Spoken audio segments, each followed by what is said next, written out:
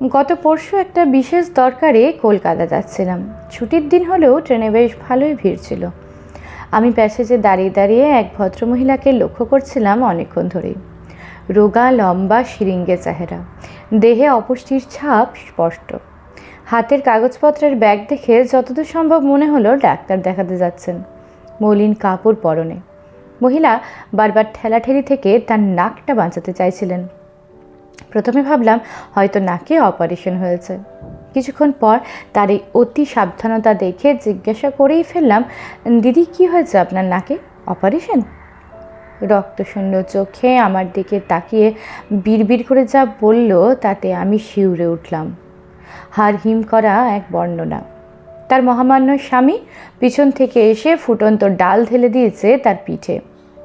যন্ত্রণায় মাটিতে পড়ে যেতেই থান ইঁট দিয়ে থেঁতলে দিয়েছে তার নাক মুখ। মহিলা আবরণ সরিয়ে দেখালেন সেই ক্ষত, যার গভীরতা সহ্য করার মতো ক্ষমতা আমার নেই। মহিলার চোখের দৃষ্টি মরা মাছের মতো, কথা বলায় কোনো প্রাণ নেই, অথচ অদ্ভুতভাবে সিঁথিতে টকটকে টাটকা সিঁদুর, কপালে দগদগে একটা লাল টিপ। স্বামীর একটা কল্যাণ আছে না? আরও বলল সে এখন পিজিতে ডাক্তার দেখাতে যাচ্ছে, সঙ্গে যাচ্ছে তার বৌমা। ছেলে নয়, স্বামী নয়, বৌমা। আমি আরেক প্রস্থ অবাক হয়ে ঘাড় ঘুরিয়ে পিছনে ফিরে তাকাতে দেখি বছর 21-22-এর একটা মেয়ে প্রায় 8 মাসের পোয়াতি অবস্থায় শাশুড়িকে নিয়ে চলেছে ডাক্তারের কাছে। আমি জিজ্ঞাসা করলাম, তোমরা থানা পুলিশে জানাওনি? তারা কোনো অ্যাকশন নেয়নি? মেয়েটা হতাশ হয়ে বলল, আমরা দিন আনি দিন খাই দিদি। বিয়ে দিয়ে গা ছেড়ে দিয়েছে বাপের বাড়ি। বছরে 1-2 দিনের জন্য যাই, মাংস ভাত খাই, এই অবধি ঠিক আছে। এর বেশি কিছু সেখানে চলবে না। কি করব বলো? আমাকে মারধর করলে মা সেবা করে, আর মায়ের কিছু হলে আমি প্রত্যক্ষ করলাম প্রদীপের নিচে কি প্রগাঢ় অন্ধকার। বধূ নির্যাতনের যে মামলাগুলো কোর্ট পর্যন্ত যায়, সেগুলোর একটা বিরাট অংশ মিথ্যে মামলা। শুধু শুধু কোর্টের মূল্যবান সময় নষ্ট হয়। আর যে মামলাগুলো প্রকৃত যাওয়ার দরকার, তারাই পড়ে থাকে অনাদরে, অবহেলায়, অর্ধমৃত অবস্থায়। সঙ্গতি, সাহস আর সংস্কারের অভাবে কত মেয়ে বউ এভাবে শোষণের শিকার। কত কত মেয়ে এভাবে মার খেয়ে দিনের পর দিন পড়ে আছে স্বামী নামে আসামির পায়ের নিচে। কত বিছানায় দুটো অদৃশ্য দেয়াল তোলা থাকে। কত ফুটন্ত ডাল তরকারির বাটি, কত মাংসপিণ্ডকে ঝলসে দেয় গোপনে। আমরা কতটুকুই বা জানি?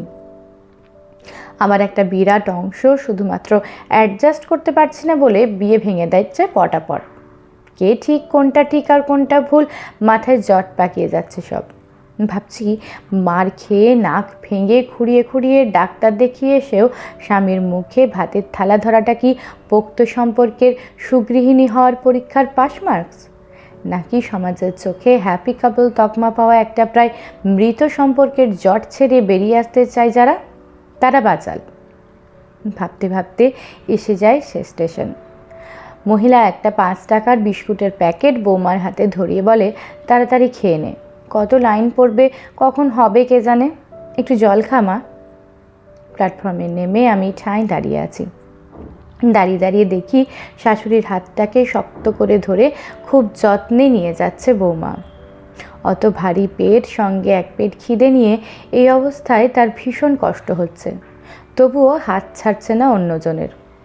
আমি অবাক হয়ে দেখি এক নারীর আরেক নারীকে আগলে রাখার দৃশ্য, সুখ দুঃখে ভাগিদার হওয়ার গল্প।